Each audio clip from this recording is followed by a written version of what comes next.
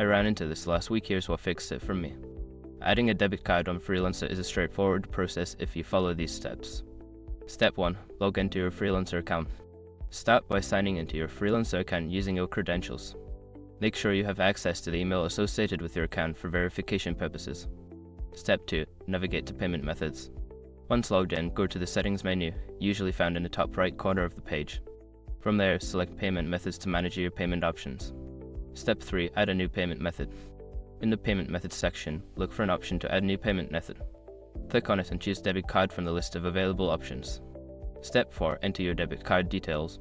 Fill in the required fields with your debit card information, including the card number, expiration date, and CVV. Double check for any typos, as incorrect details can lead to errors. Step 5. Confirm and save. After entering your information, review it for accuracy and click the Save button. You may receive a verification email to confirm the addition of your debit card. If you encounter any issues, make sure your card is enabled for online transactions. Sometimes banks block such attempts for security reasons. I hope this guide helps you add your debit card easily. If you have any questions, feel free to ask.